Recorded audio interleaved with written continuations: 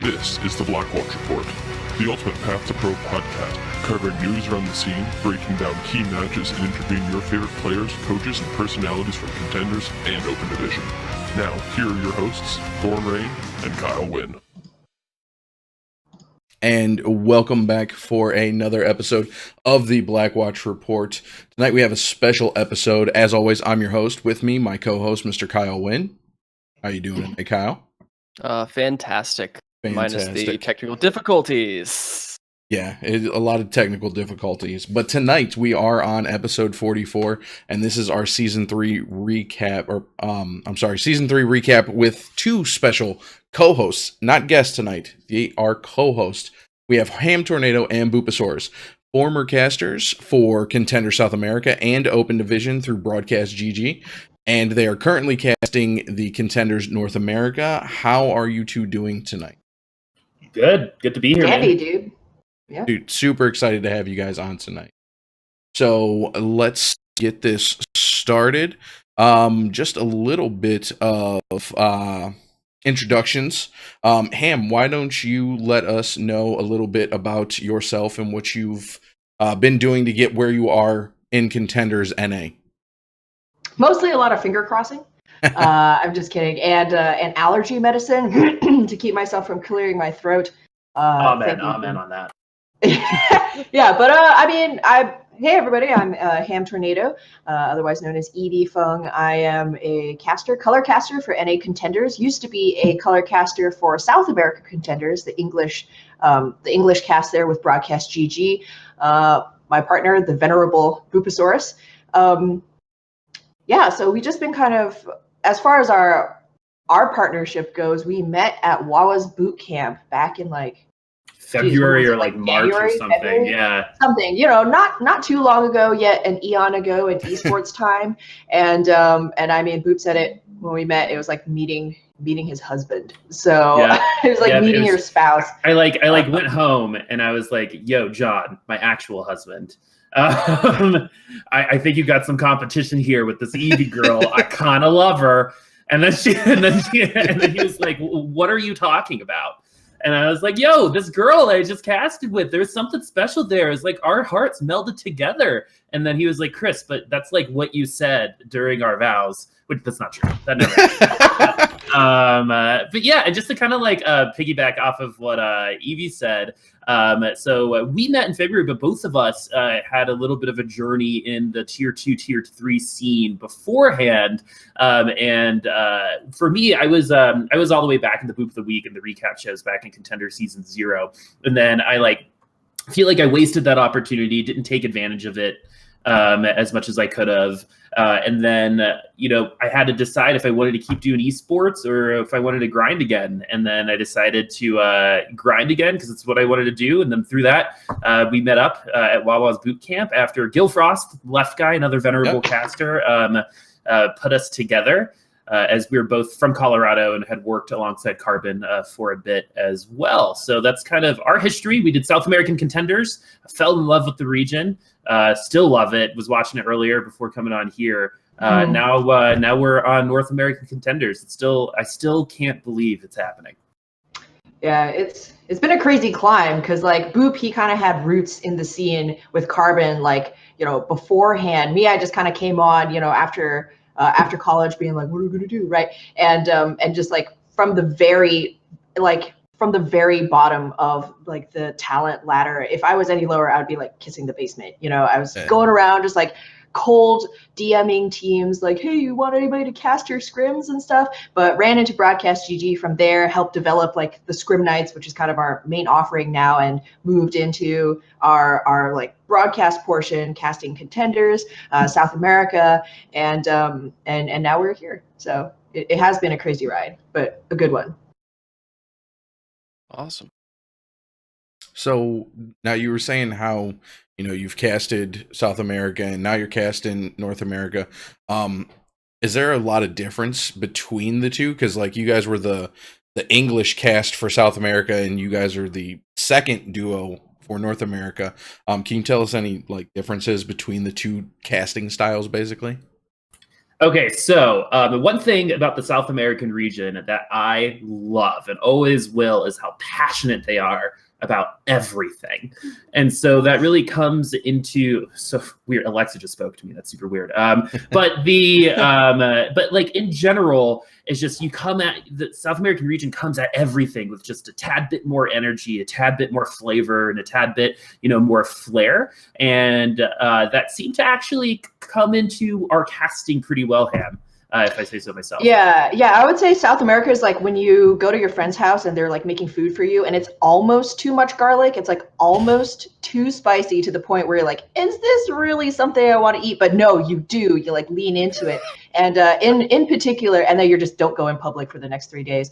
But like me and Boop, our style definitely complemented South America. And I think that was, why we got really lucky, because Broadcast GG also covers Chinese contenders, which is also an amazing region. Quad DPS, crazy stuff there. But like just the people, the community, kind of that mentality really did suit our casting style, because we've been told before, I would certainly agree that we kind of just have like a very laid back, friendly, but excited feel. Like the biggest goal for me is when I'm casting, I want you to be as excited about this game as I am, right?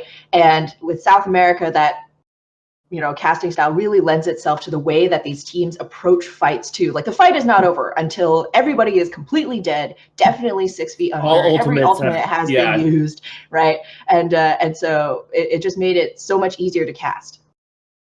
Yeah, and then transitioning into North America, I don't like doing South American Contenders was such great preparation going into North American Contenders. It was a little challenging, of course, switching regions, as we fell in love with the South American teams, and that's definitely not an understatement. We still prop them up. Like there's a 15-year-old named Edgigus, who's a Doomfist prodigy. There's Win98, who's an amazing Mercy, the only girl in the region, and Lubak, who just went to base tryhards. Like all those players are near and dear to my heart, and that was probably the hardest part about going North American Contenders. It's just like the focus wasn't completely there anymore. But going into that, there's a whole bevy of storylines in North America that are just as entertaining, if not equally as entertaining, if not more entertaining than some of the ones that we were having in South America. Yeah, it was really cool to kind of finally be able to see like be there at ground level of these veteran players, that being able to cast them as they're playing, like Mangachu, Logix, Wuyall, right? These are all names that have been in Overwatch for so long, and to kind of be able to just cover these experienced players as they're going through these teams. It's a different family. It's not necessarily like, better or worse, of course, but it did mean that there was some catch-up time, getting to know these teams, their histories, and then watching how the storylines developed over the season. Cool. Yeah, why don't you start us off on, we got a little bit of news here. Yeah. PTR balance, so some stuff just kind of dropped. So let's talk about this a little bit. So this is the if I've ever seen a Team 4 trying to make sure GOATS is not the only thing ever played in Overwatch League, I think if that change existed, that's what this change is. Literally every single thing that they did was to try to, at least it appears that way, to try to limit the dominance of GOATS. Starting off, you have a damage reduction on armor, so a reduction in the damage reduction of armor from -5 to -3. Rally has a minimum duration or a maximum duration of 30 seconds. So Rally, all the armor and stuff that people were complaining about staying on Zenyatta forever, that'll go out after 30 seconds. Defense Matrix has a doubled the cooldown on for D.Va, which is really, really cool to see. And then lastly, Reaper's lifesteal is up 20% more to 50%. So he's absorbing half of all damage he does, which is a lot. So, like, literally every single thing in here was something that people have said is a contributing factor to why GOATS is so strong. And so they're trying to, instead of like completely nerfing Brita into the ground or completely nerfing D.Va into the ground, they're like, we're just going to bring down all the little tiny pieces just a little bit to make it not as completely dominating as it was previously. But what are the two of you kind of, what is your take? Do you kind of feel the same way, or do you think it's not going to change much, or do you think it's more than I think it is?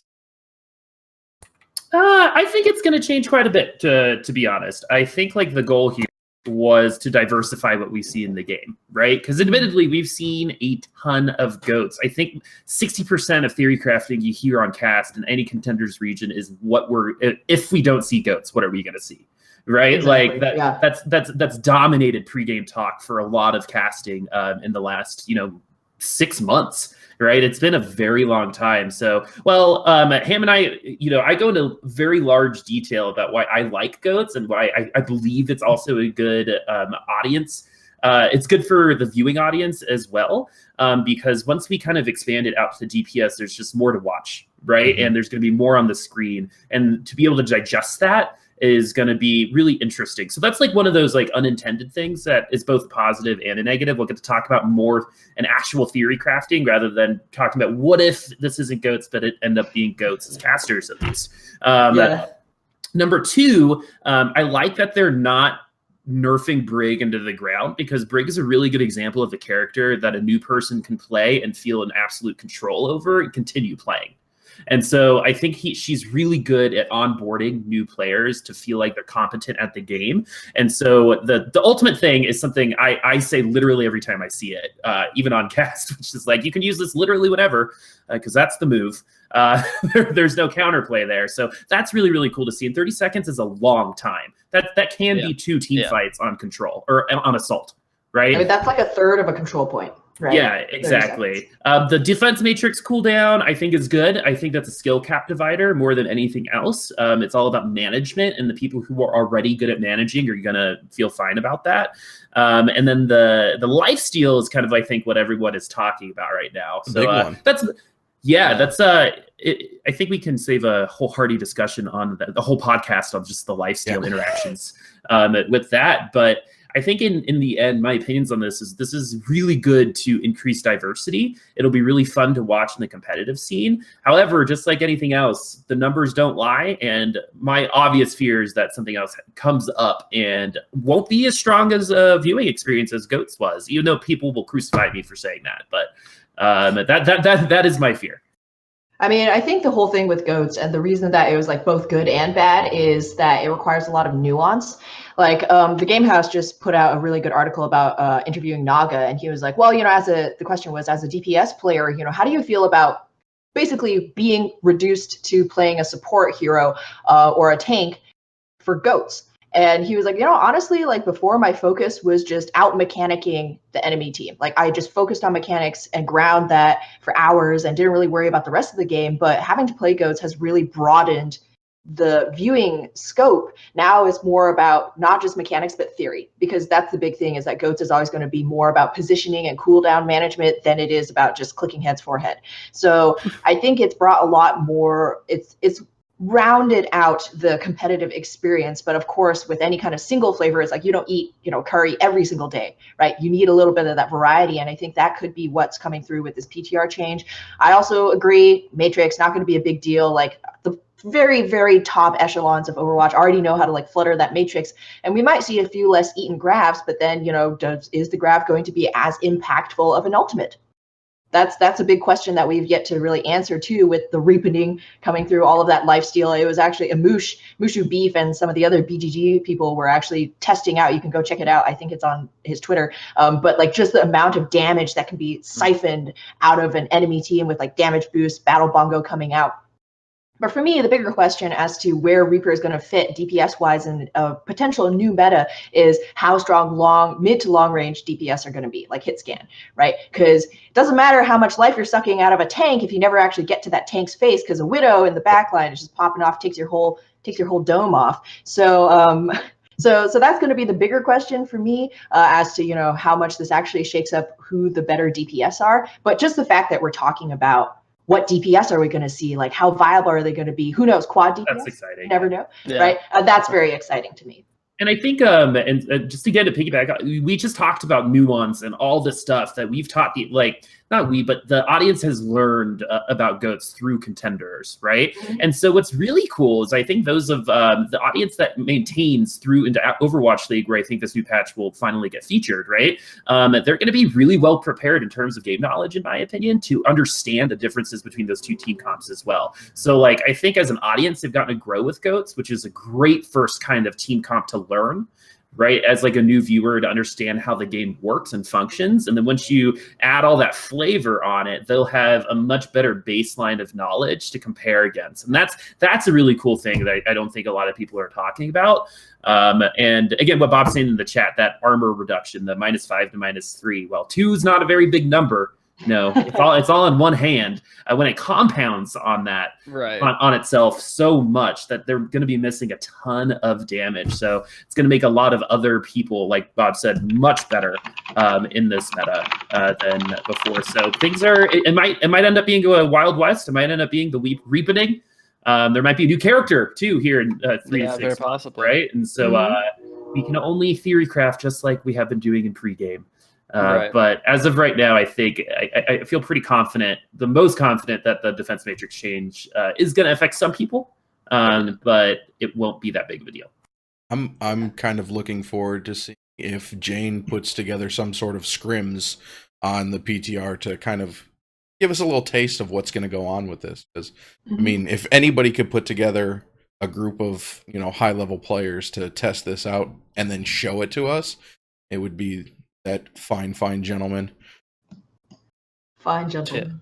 And I guess like to kind of put a cap on this, it definitely is one of those things that regardless of whether or not it's like enough, whether it will 100% kill goats or whether it was too much, regardless of all of that, this like the first stage or two of Overwatch League is still going to be fantastic because we get to see teams start with the learning process for the most part. Like there's still, it feels like teams still won't have 100% an idea of exactly how,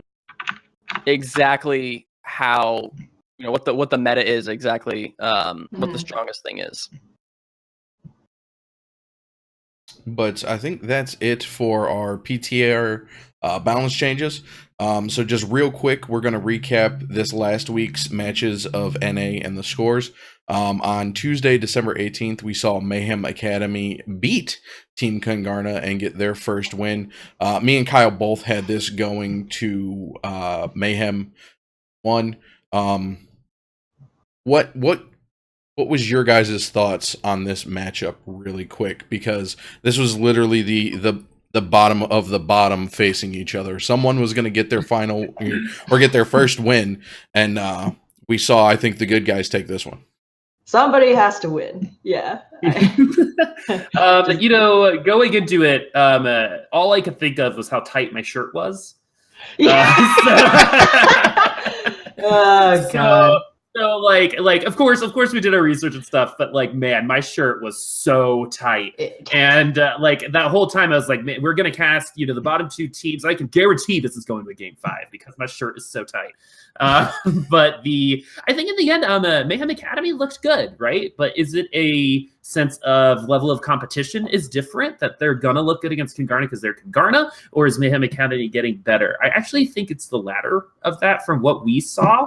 Yeah, I agree. Again, Kungarna allowed them to be in more control, but I think this is an expected result. I think almost all of us probably picked 3-1 for Mayhem there. I mean, I think it wasn't just like a general feeling or even just like the score line bearing out the fact that, yeah, Mayhem Academy won. But I think I actually brought up several points. I mean, in the earlier season where it's like, okay, well, why are they struggling? Oh, Epps is late on trans. That's like a very, definable weakness that the team had. And then when we saw them come up against Kungarna, you could definitely say, of course, Kungarna is at the bottom of the group. So the competition isn't quite as strong as you would see going up against Fusion University or something like that. But those points, late transcendencies, didn't see him. They're on time every single time. We knew that, Apply needed to pop off a little bit more. He is playing that Zarya. He has a lot of carry potential. He's basically the only true damage dealer on that team. And he did. He played really well. And so I don't think it was just a case of Kungarna giving up the win. Mayhem certainly took it by fixing some of those later things. Perfect. Yeah. And then the next one was the interesting one that we both kind of completely got wrong. So we gave this is Fusion University versus Atlanta Academy. We gave this to Atlanta 3-2, and it went the 100% opposite, not 100%. I mean, even more than that, opposite direction in favor of Fusion Uni. They completely 4-0'd the team that we thought was the strongest. Before, I mean, in the standings going into this week, they were definitively the strongest. They had like 2 map losses, maybe 3 map losses compared to Fusion, who gave up quite a number of maps and almost lost to Mayhem Academy. And so we were like, okay, well, Fusion's looking really beatable. This is it. This is where the streak ends. No, it's not. 4-0 Fusion. Atlanta just looked like a completely different team. They looked childish, almost like a little immature, when it's like, oh, you have so much natural talent, but just a little bit more of that polish is really going to take you to that next level. That's what I felt when I was watching ATL during that last game, because Fusion University struggled here and there. I still don't understand that 5-game set against Mayhem Academy. What? And of course they lost their 2 DPS players and stuff, but the core of this team is, really built off the back of these tanks. They're still the same. We know these players, they're super experienced. And supports.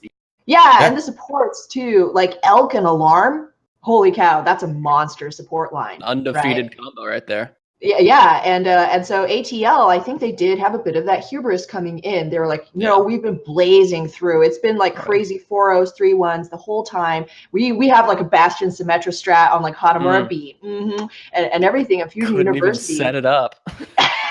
It was so bad. Boop. I think who was it who made that call? It's like, it was the merry-go-round, again, and then just where's the Bastion? He's dead. And so like Fusion University, we know this team, like the longer the fight goes on, the better they look, right? They play right into that GOATS composition. It's all about that sustained brawl, and ATL really kind of got their booties handed to them. Yeah, there was definitely some what I like to call brute forcing it that Atlanta was doing. There was, in other teams, right? And I think this is another thing that shows you how good Fusion University is. Like, they could pull that stuff off with other teams, right? They can pull a Symmetra off, and that team's not going to be prepared for that, right? But Fusion University, specifically with that support line, are going to be prepared for almost anything, right? And so all of these like tips and tricks, or all these like little tricks of the trade that Atlanta was doing, again, to have like the most style points, and it's, I think, kind of like the same thing as calling them a little childish, right? It's like the style points seem to matter a little bit, right? They wanted do you have that substance? They wanted to win in that way. And the funny thing is Atlanta's GOATs are very good. Right? Very, very, very good GOATs. And for some reason, they're just trying too many things. And, I know that from personal experience, I am the number one person who tries too many things during something, right? It's just sometimes you just got to do it clean and consistent. And in a game like Fusion University, that's, I think, where they should have chosen that and let that have been a skill test, right?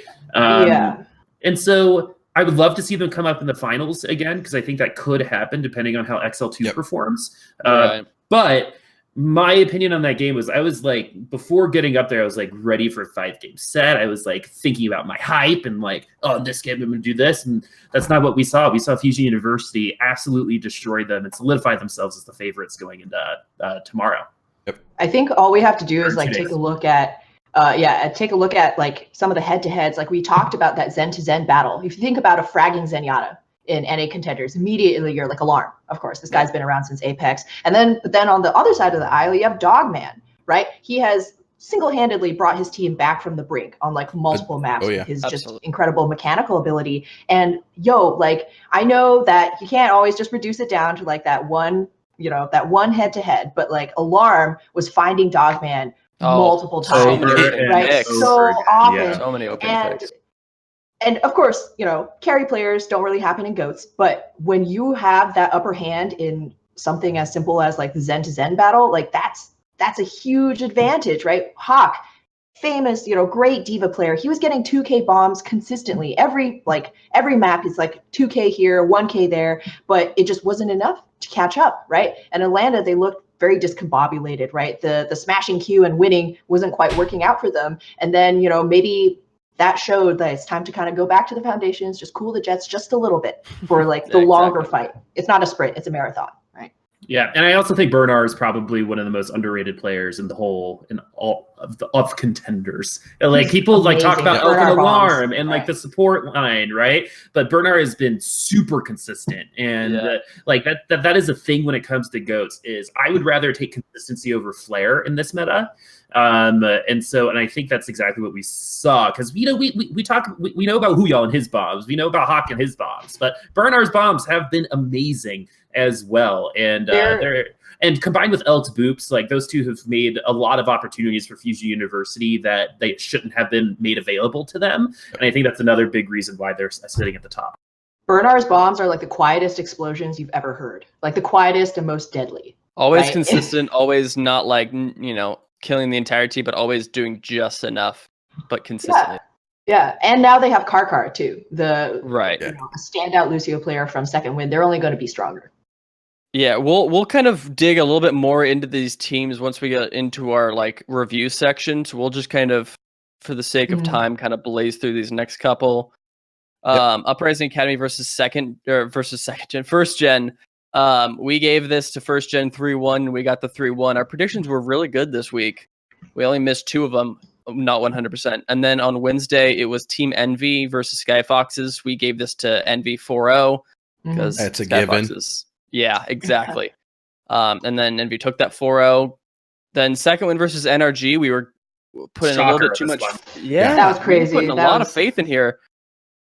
And we gave this to second win 3-1. NRG took the 3-1 and the flip here. And then closing it out was XL2 versus Gladiators Legion. We called it 3-1 XL2, and then we got a 3-1 XL2 So you guys, I mean, 4 out of 6. 4 out of 6. That's like the spot on.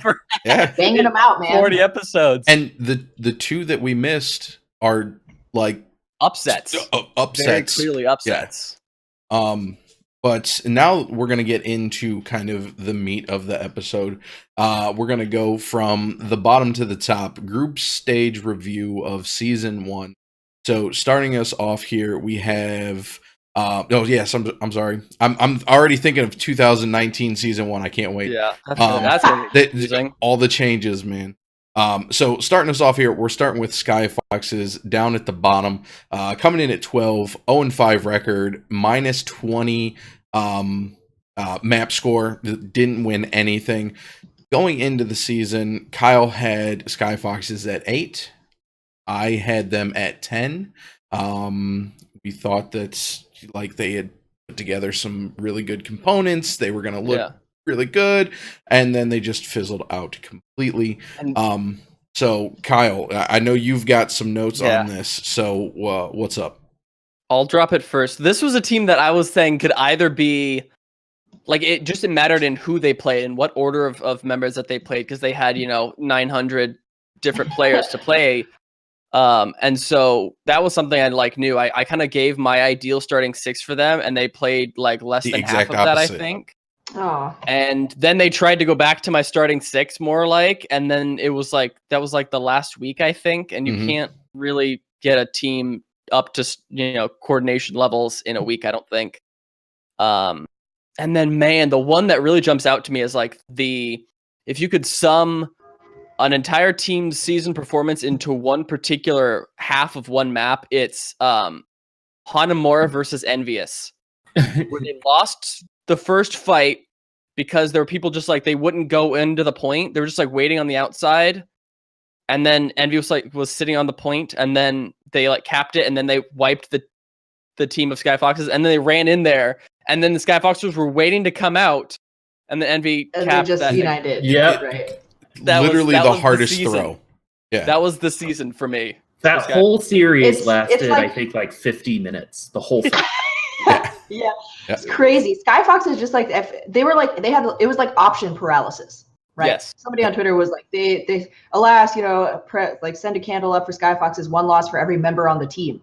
You just have so many options, right? That how could you ever get like a coherent team together who is like, because here's the thing, like as clear as comms are going to be, there's always going to be a point where you just have to know what somebody else is going to do. You can't be relaying every single action or, cool down, I'm shielding now, pushing in now, bashing now, heal packing now, right? There's just going to have to be some of that intuitive synergy with your teammates. And when you have such a large roster, it's really hard to develop that. Mm-hmm. So Do you then, have any more thoughts on here before we move on to Mayhem? It's been 2 months since Sky Foxes have won a map. That was the Beat Invitational about two months ago. Hopefully that streak ends here soon. And hopefully I don't know. I'm just trying to be nice, but I can't figure out a way to do it. So I'm just gonna it's really They hard picked with up Sky King. Foxes. Yeah. They picked up King. That was a good pickup. Young kid. I mean, shout out to him. I think he's competing in open division now Yes. with the Dogmen, doing really well. Like I'm still super hopeful. So like they're giving some platform to some great players, right? Yeah, I think some of these players will pop off now that they're off the team, right? It's like one of those situations. They say that about my day job. Like everyone gets their dream job after working at my day job, right? Mm. Like eventually we want to be that place, but maybe Sky Foxes needs to live in that space for a little while longer. Yeah. Cool. So then next up is number 11, Kungarna. They went 0-5 this season, but they didn't have quite as bad a record. They were able to get 8 maps total, so they're at -12. We both put them, Thorn and I both put them at 11, so we got this one 100% right. They're back to phase 2 as well. They're no longer Kungarna. I think that as many other bodies of people around Michael did after he was doing the whole leaking the scrim thing, they're like, let's distance ourselves from this. So they're now phase 2 again. But they did have a bunch of other issues, and we kind of saw this coming from the start, hence our placement of them. What are y'all thinking about Kungarna? Phase 2 is a good team, right? We actually cast them in open trials against Shoes Money Crew, who's also very good. Right. But I know they lost both of their coaches at the beginning of the season. Coaching isn't everything in T2, but like just again, kind of that lack of cohesion. Who's going to be the spearhead of this team? And then in your soul, right? Like I think we see this happening to Second Wind right now. If there's strife, any kind of internal strife within the team, there's not complete trust between the management and between the players. You're going to have a rough time, right? Because we've seen this team perform really well, but unfortunately it didn't quite come together. Yeah, I think they struggled to find an identity all season. And we see it with some other teams, like the teams that know who they are, right, are going to perform a little bit better. And so I think they were just trying to figure that out throughout the entirety of the season. We saw moments with them, right? Like it wasn't all bad, right? We saw moments where Kungarna were like, yeah, they're going to totally take this. But then I think the lack of experience and then, just throughout the season just really reared its head at like the worst times, right? Like when they needed to pull something out or when they needed to make something happen, that just wasn't the case. And so it definitely feels bad when it comes to phase 2 because they were fun to all the way back when we cast them. They're super fun to watch, but even back then they had a hard time learning how to win. And so because they were, I think, the number 1 seed, right? And then they lost twice to Shoes. They lost twice to Shoes. They lost twice to Shoes, and I think that's again the same thing is happening here in Contenders, right? Just unable to get the victory. Some small minor battles, some maps, but overall the victory was hard for them to find. Definitely. Thorn, do you have any thoughts on this? Other than the fact that them going back to phase 2 was the best decision they made all season. Not really. We said it about the coaches coming into this season. They were phase 2. They get in. Someone that won't be named sticks his fingers in there, rebrands them, becomes their general manager, and it just seems to have caused a little bit of confusion within the team a little bit. They started playing a little different. I think they could have potentially had 1 or 2 map wins if they would have just stuck with doing what they knew how to do. I don't think they would have went 0-5.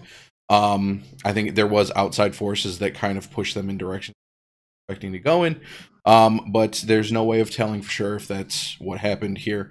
I'm really hoping that they make it back up through trials because they got to go back down and try their hand at it. But best of luck to new old phase 2. But at our number 10 spot, we have the Mayhem Academy. They went 1-4 on the season with a -6 on the maps. Me and Kyle both had them at 6. They got that new tank line, and we put a lot of stock into that tank line, and took them a little while to kind of get the synergy together, I feel like. So, Kyle, you've got a note here. What's going on? Yeah, like this was a thing that like Mayhem Academy has had a knack for hiring good talent and having really, really big name players, and then just completely underwhelming and not meeting their potential. And I think the tank line is really, really strong on this team. You have Fact Fiction, who is really, really good, but he's also really aggressive. And it seems like Mayhem Academy had some issues kind of playing around that aggression. I mentioned it, I think, last week when I said that this team either completely steamrolls or Fact Fiction feeds, because he is kind of this unbridled source of aggression. And if the team is not always around him, if they're not matching him on that aggression, it seems like they kind of leave him out on his own, and then he's, 300 feet ahead of the rest of the team, and then he gets completely picked off. But like versus Fusion, they really showed to have like it kind of clicked for them, that they realized exactly how aggressive they needed to be and to play around Fact Fiction to really not give, any distance to the opposing team. But I think that kind of came too little too late, and they were already, against the toughest team when they figured that out, and it was already the 4th week. So yeah. Their other 5-set game was against Uprising Academy. So that kind of shows the back and forth struggle level. Again, like one of the biggest weaknesses with teams that play GOATs is finding that consistency. You pop off once, you got a great 3K Diva self-destruct. Can you do it again? Can you replicate it? Right, and that did seem to be where they struggled. Yeah. Yeah, I'm on board with that as well. A lot of people came into the season thinking that they were going to make playoffs. Again, they are an academy team, right? That's not what we saw. And again, it was just they tended to get picked off early on in fights too. Like I remember, like Shax dies early. Oh, it's always that was Shax dies early on.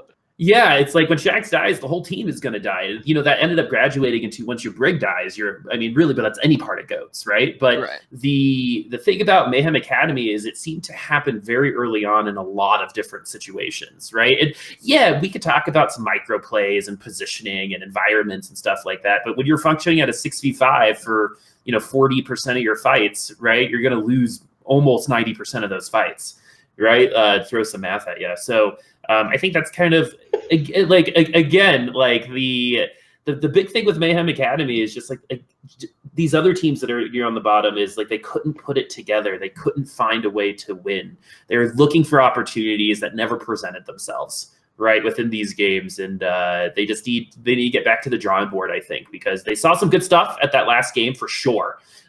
Way better. Manitin had some moments during the season where he looked really good. Manitin actually stands out because he has a lot of naked bomb kills, but no grabs. But at the same time, we're talking about how the most consistent player was Manitin, and they put him on Winston. They put him on Winston during the double main tank thing. It's like week 3. And so again, those are the decisions that are interesting to me. It could have worked. I mean, we would be in a different situation. They won that game. We wouldn't be talking like this. But we have seen it work before. I think in practice they were always like 80% committed, 80% there. Never got to 100%. Feels bad, man. Again, like a team struggling to like patch those holes came a little too late. So yep. And then next up, number 9 here is Uprising Academy. They had some issues coming into the season with a lot of organizational stuff, but they seem to have gotten that sorted out. They went 2-3 with a -4 map differential. I had them at 3. Thorn had them at number 1. So we both put a lot of stock into this team. And I don't think that was necessarily wrong of us. I don't think we just necessarily knew that it would be GOATs v GOATs. And you have a sick hitscan player like Asking, who I think it was the Beat Invitational, was destroying everyone. I just think back to the moment on Hollywood. I forget who was against, but he was on Hollywood on the Wild West phase. And he was just no one was countering him at all. Just clicking, and everyone died. But if he's on Zarya, it's clearly not as good as it. You have Klaus, who's a fantastic tracer player from South America, on Brig the whole time. And so both of their star hitscan DPS or star DPS players couldn't really play to their strengths, and you're forcing this team of individual skill to play as a cohesive team. I just don't think that they had that in their wheelhouse. And then the addition of Punk was also interesting too. Another player brought in from Australia came in, I think, just for week 5. Mhm. But I don't think that, again, too little too late, it seems like. And then the addition of fusions, like that was my big thing. Especially after World Cup. After World Cup. It's like, man, they've beefed up their tank line. We're gonna see Uprising Academy. Well, that was back when they were still Toronto Esports, I believe. Right. But that's a whole nother debacle story that kind of, put a damper. That again, kind of like we were talking with who we were talking about earlier, Kangarna, and when we were talking about Second Wind with the issues and everything, when drama like that happens, it just lowers everybody's morale, and then we come into the season and no one was playing to the standards that we had seen all of these players playing at literally months prior. So what's your guys' thoughts on the Uprising Academy sitting at number 9 here?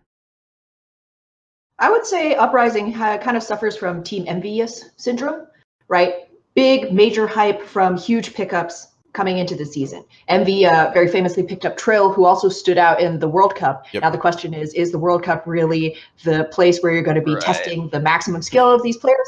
I don't know. It certainly gives them a platform. But again, there's like so much else factoring into like how are these players integrated. I remember Klaus was playing from South America for ages. Fusion's still playing from EU for ages. That's not going to be helping your team either. And it really is kind of all these disparate parts coming through. Like Klaus, I love Klaus. He was on Team Isuders in South America for ages. They were always fighting with BGH to be the most dominant team in South America. He was an incredible tracer, incredible hit scan player. But now as we see him, transition into that Brigitte role, not only are you playing with a new team, with a new style and a new place, but that you always have this question of like, Australian players, South American players, there's so much talent in these regions, but nobody ever picks them up, right? And it certainly is an injustice. And hopefully that we can move towards, better integrated teams. But there is going to be that adjustment period where you have to start playing North American style, right? Because whenever you're in those very more isolated regions where there's not as much crossover, like Australia, Oceania, and South America, you can be at the top.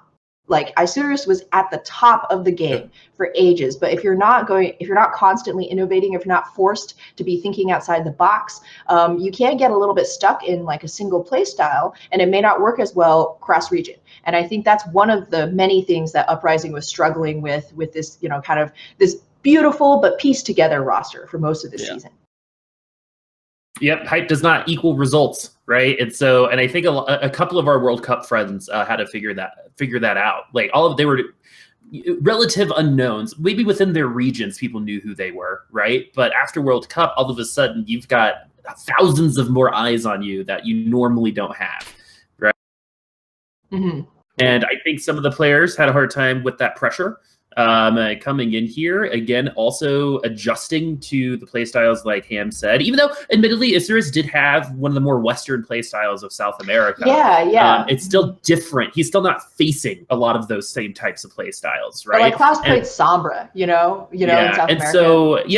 And so I think there's a little bit of that happening. Another thing about Boston is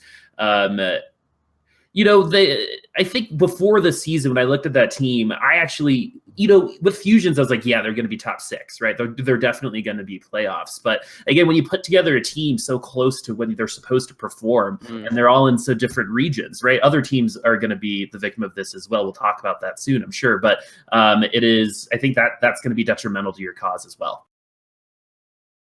Yep, definitely. Moving up to number 8 here with Gladiators Legion, they're kind of an unfortunate spot here. They had a slightly better map differential. They're still at a 2-3 with matches, but they had a +1 map differential, so they technically did better than Uprising Academy.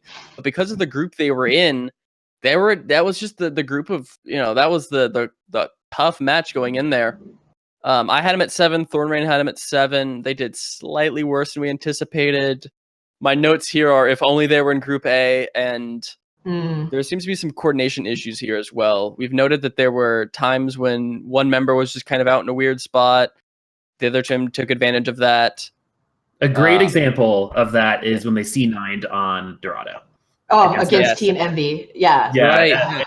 And so, like, those are the mistakes, again, that kept cropping up for them. And the Glads, I felt like, played to their opponent's level every single time they played someone, including XL2 for the first half of that game. But, yeah, I did that.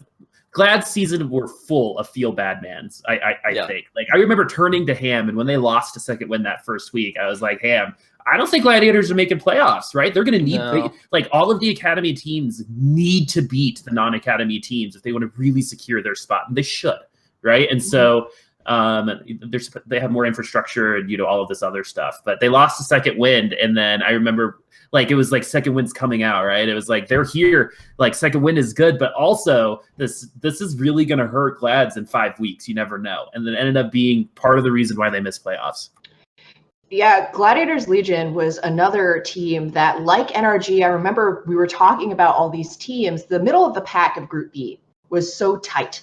And we were like, why is it so wishy-washy? It's so much seesawing back and forth with these wins. Because if you take a look at kind of like the history of Gladiators Legion, it's like loss, win, loss, win, loss, right? Yeah. And for NRG, it started with a win, loss, win, loss. So like those small things really, the maps really do make a huge difference, like Boop said, but it was kind of that struggle with identity.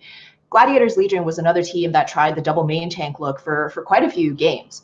And Gods, Panker, both really good in their own way, but you could tell that maybe they were, because just the fact that they weren't as comfortable on Ghost, they were just like, oh, well, we'll just, cast a line and see if maybe main tank will be our thing. And then the other teams aren't going to be able to, adjust to it or something. It'll allow us to go so much more aggressive with the Winston rather than, oh, hey, Charlie, rather than just shoring up their weaknesses with goats. Something that always struck me was that Legion had such a veteran support line. Like, I mean, Rolf and Pooks, these are guys who were playing, like, Rolf was playing on C9 back when Kai was on Diva, right? And you would kind of expect a lot of that veteran energy to be coming through the same way that it has for Fusion University and XL2. But we never really saw any of those moments. They were, playing like a great support game. But when you're in such a tightly contested group, you can't just be playing okay. You can't just, you have to be standing out. You have to be making plays. Yeah, that was kind of the unfortunate thing about them. They were always they were the first team to, in NA at least, to lose to a non-academy team because they lost to L&L last season. And as soon as we saw that come out a second win, we're like, oh man, it happens again. And this was week 1 too. So that was kind of always unfortunate to see. Mm-hmm.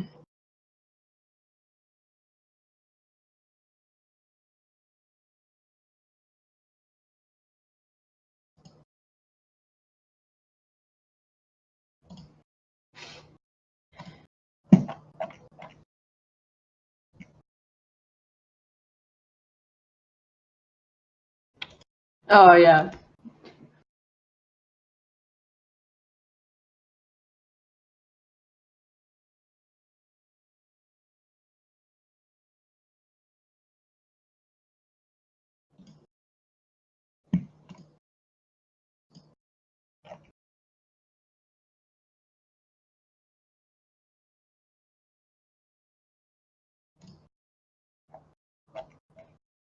Week 3.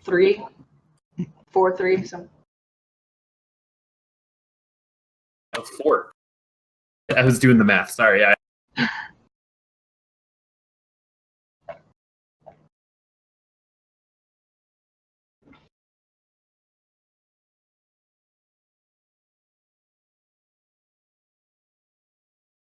Thorn, I think you're muted in the stream. Check that real quick. At least we're getting that from chat. Oh. So it's just the shouldn't be muted. Oh. Can you guys hear me now? I can hear you. That's odd.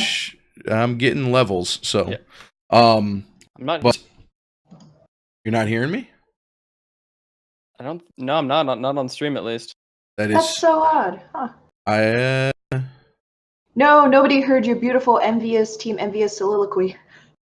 Oh. Ham was just holding up heart hands. Hold on. I was just hearts for no reason, man. I am loving this podcast, but terribly sorry for that. Hopefully you guys can hear me now. I'm definitely seeing levels moving, so I'm gonna give it a second. Yeah. We can edit this out if we need to. All right. Yeah. Yes, I had a whole I love Team Envy because we watched them fall to the Envision curse, and then Envy swooped in and saved them. But to speed these things up, fantastic duos.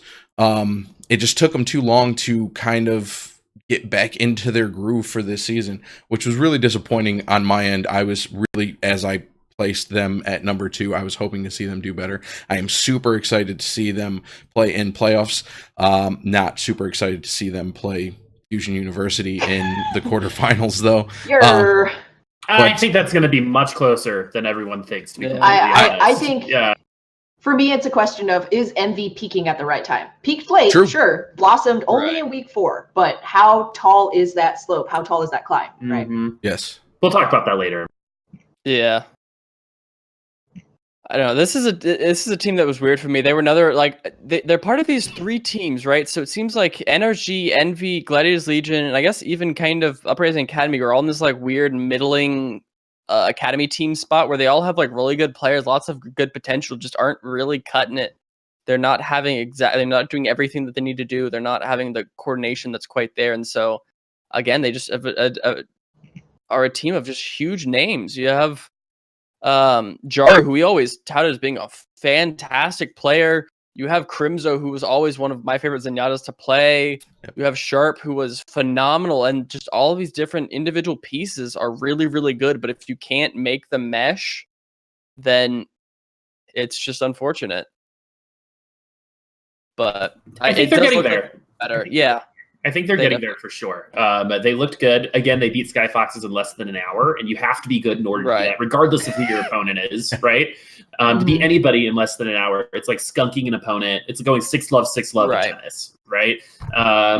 It's the same thing. And so the fact that they're able to do that, they got to feel good. And I think it also provides some confidence going into the playoffs, right? Because I know they've been working at it. And again, Trill coming from Australia, I feel like it takes 2 weeks to get over jet lag. So that's the first 2 weeks. And then, playing together, we talked about it, the Uprising Academy, the same thing, but I think Envy have looked better together, closer to playoffs than Uprising Academy have. Obviously, the Uprising Academy did just lose last week. But I think the big thing for Envy, like Evie said, is they're peaking at the right time. Fusion University can play to the level of their opponent at times. There is a 5-game set against Mayhem Academy there, right? And so that exists. That's there for you to eat on. And then in the end, too, it's who is Fusion University getting ready for, right? You've got a week worth of games. Fusion University cannot expect to get past this first week without some challenges, right? If they have, and they're preparing for the semis and finals, then this could be a huge trap game for them. So I think that this is shaping up to be maybe surprising, but we'll never know until we get there. Yeah, because Envy have some tools in their back pocket too. They haven't shied away from pharmacy comps. We've seen those be quite effective before, and so it really will be where Fusion have their eyes, right in front of them, or next week. So. Yep. And then moving us into our number 6 spot, we have NRG, who also have a 3-2 record, but also a -1 in the map differential, which is kind of an interesting thing to see. I had them at number 9. Thorn had them at number 8. They don't have a ton of big names, and so we kind of underestimated them because of that. But they showed to be pretty good and coordinated. We saw them.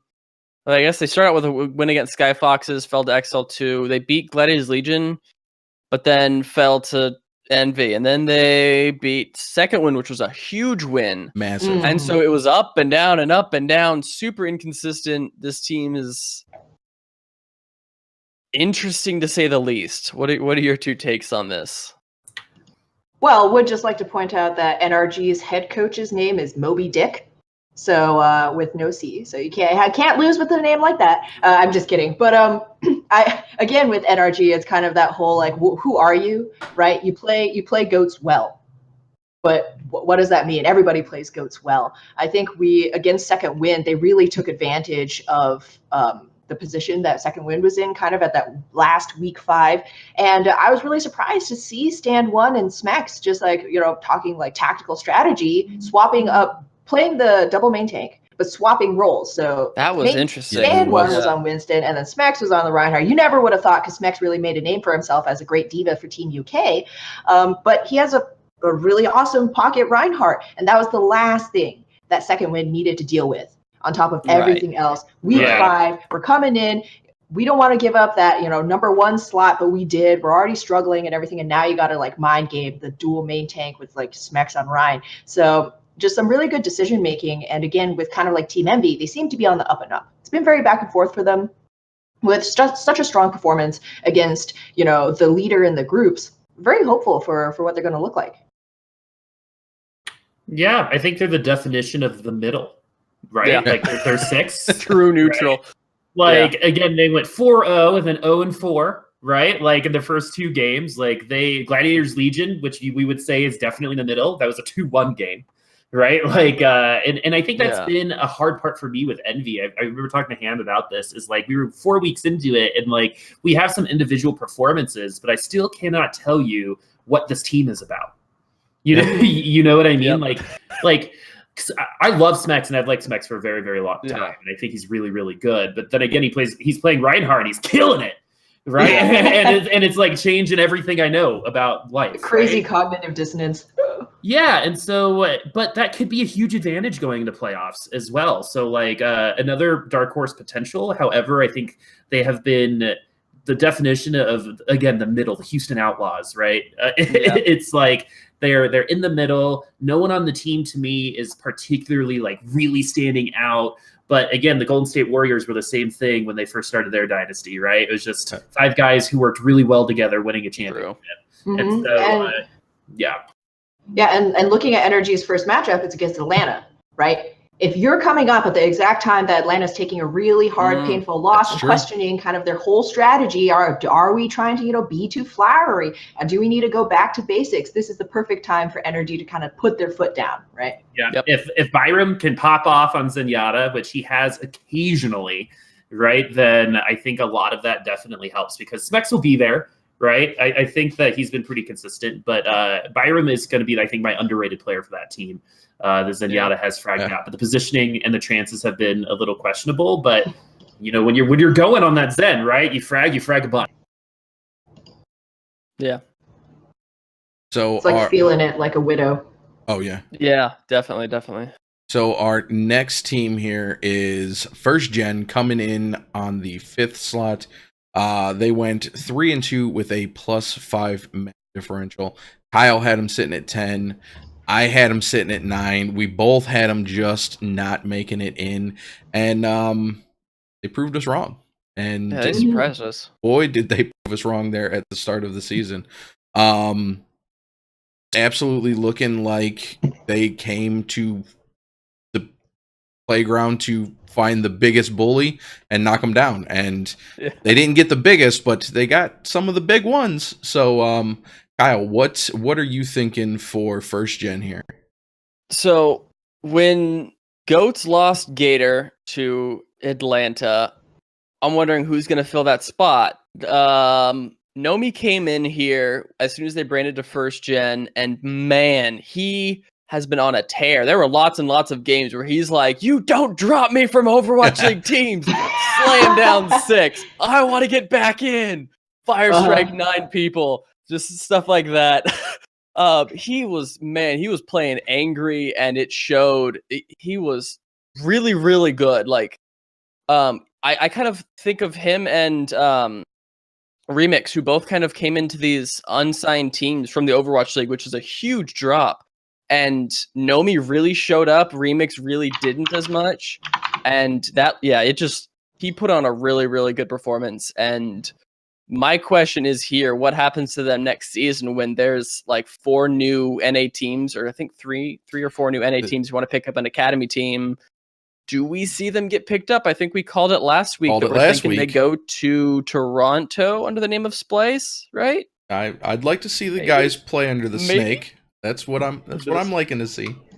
I think there's no doubt in my mind that they deserve it. I can't tell you if they are or aren't, but they 100% deserve it. Not only do they have they're 3-2, right? Yes. Not only do they have a winning record in Group A, which is really, really great. They lost to the 2 teams above them. They beat all the teams below them, right? So we could say that they deserve to be there, right? And so, and what's really cool about this team, it kind of reminds me of like what I felt about the Fusion when they first started in Overwatch League. It was like this ragamuffin group of people coming together and making good work happen, right? Like just like visually, the Fusion didn't like match as a team to me for some reason, right? Right. And so here, I think it's kind of the same thing. It's like these puzzle pieces all came together.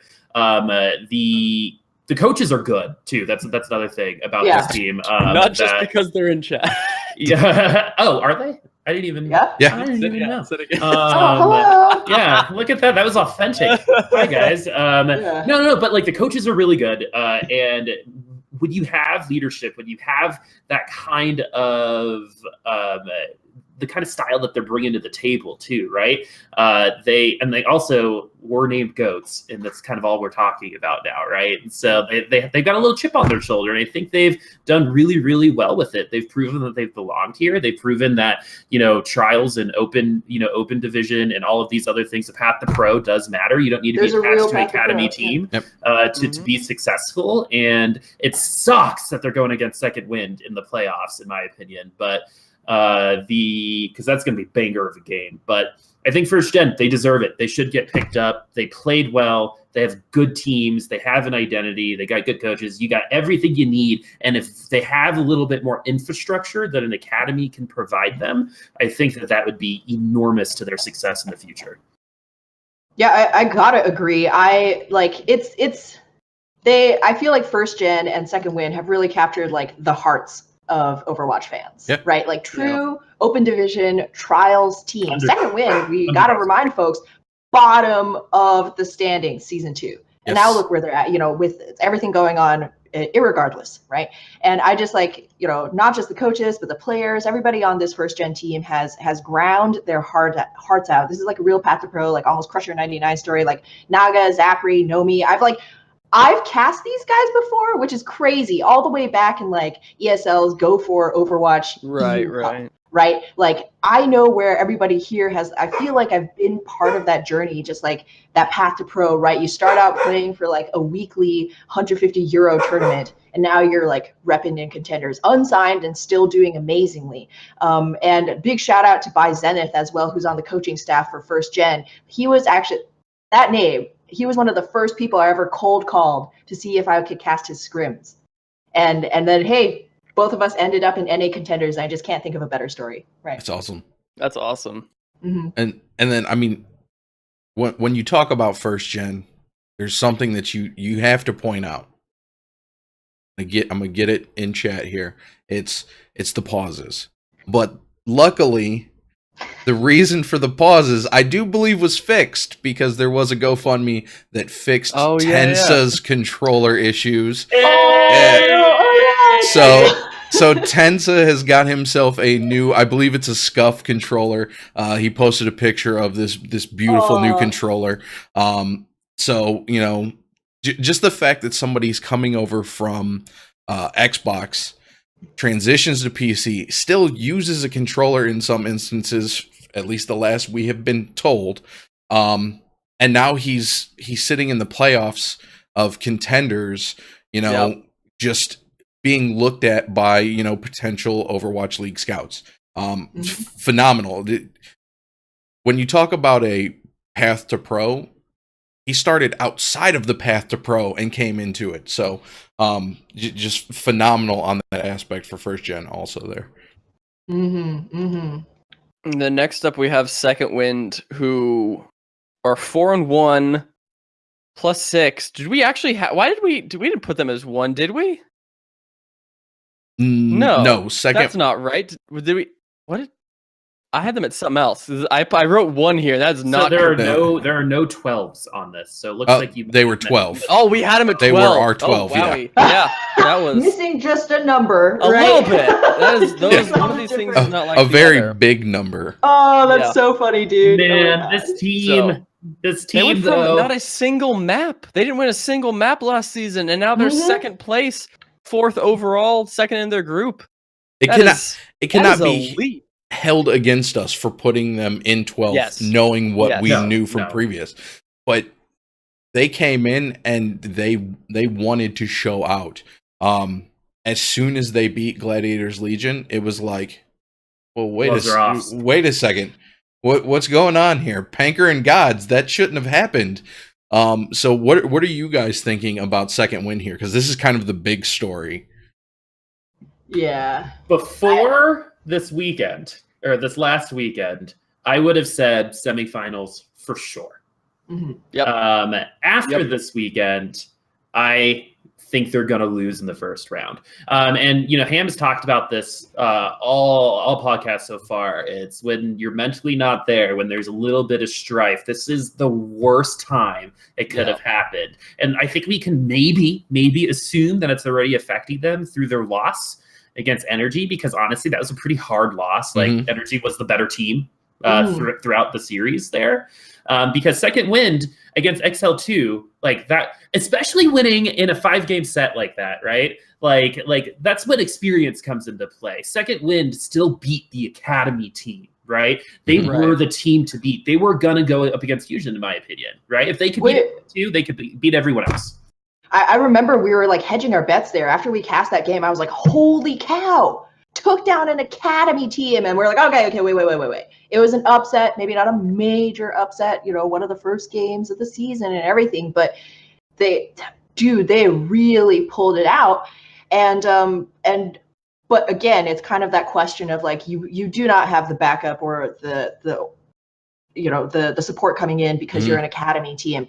They lost Karkar. I can't deny that. Probably could be part of like their loss against NRG, all the controversy swirling around, kind of Haku's Twitter comments and everything. If you don't agree with that, just creates more of that strife, maybe having a personal beef with one of the players on your team. It's a really hard place to come back from.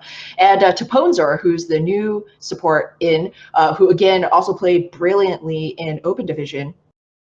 Great support player in his own right, but Lucio in GOATS is kind of that pace setter, right? You can only engage if he has that speed boost up, or you have to at least know where that is, what we're going to do, what that plan is. You get into that rhythm, and now you're going to be swapping up kind of one of those foundational heroes of all of GOATS. There's going to be an adjustment time. And the question is for Second Wind is, can they overcome that kind of, just like shake the clock a little and speed up the seconds and see if they can get over that hump before they are going to drop out of playoffs. Yep. Especially Tapones coming in, and not only just like going into a team that, he's switching roles, which is a bit rough, but he's also literally week 1. I saw some incredible plays from Karkar, and it kind of continued on throughout the entirety of his time on this team. And those are some pretty big shoes to fill. I think Karkar is going to be one of the better Lucio players coming in this next season. There's a reason Fusion University took him. Yes. Right? Oh, yeah. Yeah. So And he's filling Elk's shoes, which are some big shoes to fill. The biggest of brains. Yeah. Yeah, exactly. And so that's going to be a big challenge. I definitely agree on that. And I guess we'll talk a little bit more about, how playoffs look for them once we get to our predictions here. So our next team up is the Atlanta Academy, coming in at 3. They had a 4-1 with their only loss going to Fusion University. They're at a +8 on their map record. Me and Kyle both had ATL at 8, just scraping into the playoffs. Switching over from last night's leftovers. Getting Academy support. We figured that they would stay in. They would just make it in. They're still kind of a trials team, open team. But while they were still LNL, we had Kate Mitchell and Dogman on. And Kate said on the show, you give the boys from LNL academy team support, and they'll go undefeated. She almost got it 100% right. Close. She was Really close. Really close. Only against the absolute definitively best NA contenders team that has ever existed in current NA history. Contenders. Yeah. And So they're The only winner. So, Current. yeah. yes, Current. the only winner. The only winners. So Kyle, what are your thoughts on ATL right now? They looked like definitively the best GOATS team all season. They didn't really try to play a whole lot of other stuff that much. Other teams really tried to force the anti-GOATs than other trying to pick. They were like, let's get really good at GOATs. And we saw, I think Dogman was on another podcast and mentioned that, like, he was just like, I don't get why people are really not wanting to play. You just get good at GOATs. Just play what you got to play. That's how you win. If you want to win, you play the meta better than everyone else. And we viewed them as the quote-unquote chosen ones to bring down Fusion University. They looked incredibly solid, except on that last game, things fell apart. A lot. Things fall apart. Shinua Achebe. that Who yeah, didn't read like, that book? I read that book like 3 times, man. I wish I didn't. But 11th grade English was when I read it. Oh my god, Same. so many facts about fufu and cassava. Anyways, shout out to my high school English teacher. Shout out to cassava. No, Is it bad I have no clue what you're talking about right now? Yes. Yes. No, it's you're not really missing a whole lot. It's a great book. It's a book by a dude. Anyways, about cassava. And but yeah, like Gator, Hawk, great pickups from Open Division, kind of supplementing this LNL team who are kind of the OG, like second win, OG first gen, the first unsigned team that captured our hearts and minds. But yeah, again, new team, you got a lot of good stuff going for you. How, like, you got to find that mixture of aggression and pumping the brakes just on those really steep downhills, right? You don't want to tumble again against a Fusion University, but I don't think that's beyond this team at all. Yeah, I think the big thing is, I think they, I think some people might be like, oh, they're on the downhill spiral because they got 4-0'd, but I think they needed that loss to get better, right? Yeah. Like they needed to feel what that was like. They came in, made a ton of noise, were undefeated, now they're human. Right, they got that gut check. Yeah, exactly. Yeah. So they got the gut check, and now they're going into playoffs. Re-energized probably, and they're going to be super scary. So we'll see a little bit later where I think they're going to land. But I think it's time to go on to the next one, right? Yep. XL2, number 2. I had them at 2. Thorin had them at 3. They went 4-1 with a +11 differential. My notes here are, in my opinion, Logix was the only player that could have filled the role that Nene left, and he's looked really, really solid. I'm pretty sure the two of you casted the game where he hit like the 180 head, widow shot on the Diva. Oh, okay, that was a fantastic example. But he looked pretty solid in at GOATs. There's like a good GOATs team, and even better at non-GOATs. So they didn't like try to force the anti-GOATs and only play anti-GOATs and lose to that. They got good at GOATs, and they're like, let's try other stuff too because we're a flexible team. What are your thoughts here? Consistent, veteran team, measured. Measured aggression is always going to be a key word as long as we're talking about GOATs, because Clone Man, a great Reinhardt, I believe he was the one, Clone Man just swinging there on Hollywood, big Rhine energy, wasn't even afraid, even though he got discorded. And then Tsitsi is XL2's other look. You could say XL2 are consistent to the point of being boring, but when we saw in week 5, they subbed in Tsitsi. Wow, that guy, not afraid at all. He's like Clone Man times like 67, really hyper aggressive, but complemented Magachu's aggressive Brig style really well. So super excited to see what they'll bring. I always feel like Magachu plays Brig like how I feel like I play Brig. Right, like, but somehow works for him, right? Like I'm just in front of my whole team and shield dashing things, but I die. He figures it out. XL2, like you said, super consistent. Again, this experience will pay off in playoffs. I am definitely a believer when it comes to when it matters. London Spitfire is a great example of that. And we'll see, I think, the real XL2 in playoffs. I still don't think we've seen all their cards just yet. They like long, extended fights. They like to be in situations that they've practiced, but I don't think they need to be. So moving on into the playoffs. Mm-hmm. So then our number one for eternity, Fusion University, 5-0, still haven't lost a single set in Contenders. Perfect. Elk has tweeted that out a couple times that him and Alarm are still undefeated in NA Contenders. +9 on their map differential. I'm a little disgusted with myself and Kyle. We keep doing it. I know we keep telling ourselves stop doubting Fusion University. We had them at number 6 going into the season. We just thought that other teams had built new rosters that were going to just compete, they lost. Who are you? Like they lost to who are you? Zachary, Beast Halo. Yep. Like half of their original starting lineup. Nothing happened. Like they still are undefeated. So undefeated. So Kyle, what are you thinking about our ultimate boss here? They looked beatable this season. We thought that the Atlanta game was it. It was not it. I think that now, because of this, any doubt in my mind has now floated away. They are the best team. Oh, and I did have a great analogy here. This team is like the ship that is being replaced board by board until it's no longer the same ship, but it's still just flying. Yeah, it's just driving straight. It's like the Black Pearl, man, being reinvented so many times, but still somehow the fastest ship in the Caribbean. Yes. Yep.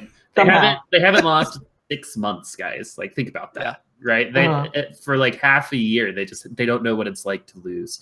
And so there's Elk and Alarm. I can't. They're just so good. They're so good. And like Elk is like one of the few that have been able to pull off the vertical boop into self-destruct. Yes. And I remember and get multiple kills with it. It happened previously with another Lucio. I'm blanking on who it was, but Elk's was like beautiful on Hollywood, right? It was Hollywood, I believe.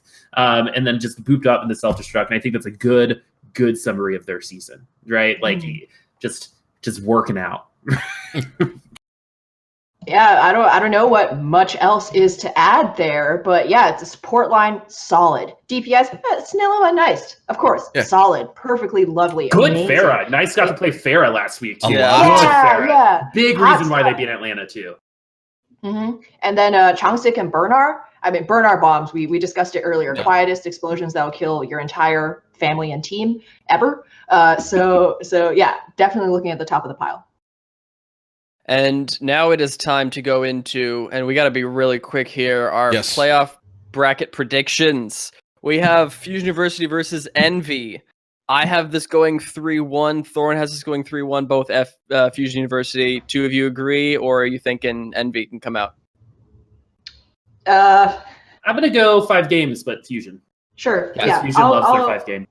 I'll double down on that. 5 games. All right. Next up, we have second win first gen. I have this going first gen 3-1. Thorn has this going second win 3-2. What? First gen 3-1. Okay. I could see it too. Well, I think maybe 5 game set going to first gen's way. Okay. A lot of close semis here. Yeah. Next up is XL2 versus Uprising Academy. I have this going 3-1 XL2. Thorn has this going 3-1 XL2.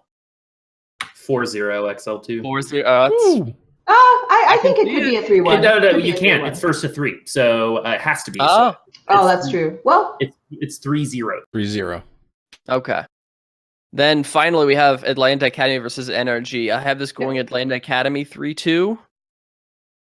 Thorn has it 3-2 Atlanta as well. Do we think that the inconsistent team can become consistent? That's a really tough one. This is my upset watch. The guys. passing in the night. This is actually probably one of the closest. Take this 3. Ooh. No, I still think ATL's got it. ATL's got it. They need to make Hawk's bombs into something that opens fights instead of tries to close out fights. Yeah. And then semis, I guess, just because of my predictions and Thorns are somewhat similar. I have Fusion versus first gen. He has Fusion versus second win. Fusion taking both of those for us. I mean, I guess the question is, do we think that Fusion go all the way to finals? Yes. Yeah. Mm-hmm. And then are we thinking it's XL2 or Atlanta here? That is the ultimate match. That's here. the big Who question. will they face It's in XL2 finals? for me. I don't know what it Okay. is, but I'm positive it's going to be XL2 in that final. I can see. Okay. I do think so too. It's like ATL got a wake up call, but it Yeah. seems a little bit late to me. I don't know if they're going to be able to adjust. Who knows? Maybe they don't even need to adjust, but my gut's telling me XL2's consistency will win out. So that gives XL2, yeah. XL2 is closer to Fusion than any other teams that Atlanta faced in Group A. So I think that also matters, and that's why I'm putting XL2 there in that final. all right. Yep. Sounds good. All right. I do believe that is it for us this evening. So I'll start with Boop. Where can they find you on the internet? You can find me at Boopasaurus Rex on Twitter, and since I'm terrible at social media, that's pretty much it. And find the HamTornado, me and Ham on North American Contenders. Our playoffs start on Thursday. Fantastic. Yeah. Wait, the 10th. Yeah, isn't Day that after tomorrow. What Yeah, day it's is it Tuesday. today? Oh, Yep, okay. Your it's mic Thursday. cut out. I thought you said it's on the 3rd. I'm like, No, I don't no, know if we Thursday, have that Thursday. technology. Sorry about that, Okay, yeah. Thursday. Perfect. Exactly. Yeah, no. And you can find me at ham__tornado on Twitter. Whoever has the first underscore, I'd like to talk. But yeah, so that's where you can find me. Twitter is definitely the best place to reach out. Of course, just hit me up. You can also hit me up on Discord. But yeah, and then January 10th, which is a Thursday, that is when we're going to see the quarterfinals. Boop and I will be casting the first 2 matchups. So we're doing Fuji University, Envy, and First Generation and second. And then, yeah, Oh, so if you you get have the any good stake ones. in the second wind game, come and tune in. Cool. Kyle, how about you? Where are they going to find you on the internet? I am Kyle the Winner, WINNER on Twitter and Twitch. And Oh, there's a player called Winner too, Fried Winner. What?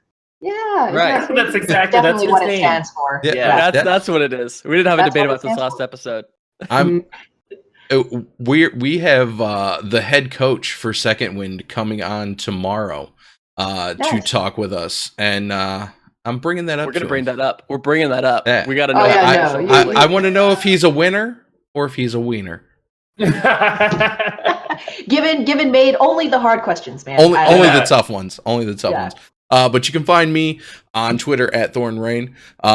You can follow the show on Twitter. Sorry, I blanked out there for a second. You can follow the show on Twitter at Blackwatch Report. There is no O in that report. I know everybody gives me a hard time. I swear, Twitter didn't let me put it there. You can email the show at blackwatchreport@gmail.com. You can follow the show on Twitch at twitch.tv/blackwatchreport. We record live Tuesdays, 6 p.m. Eastern. Our intro music is an original piece by our very own Kyle Wynn. This has been a High Noon production. You can find all of our shows over at thehigh-noon-podcast.com, and you can come and chat with all of the hosts over at the Discord at discord.me/high-noon-podcast. And as I just mentioned, tomorrow we will have Made On, 6 p.m. Eastern, 3 p.m. Pacific. So stop by and check out that interview. And as always, Blackwatch out.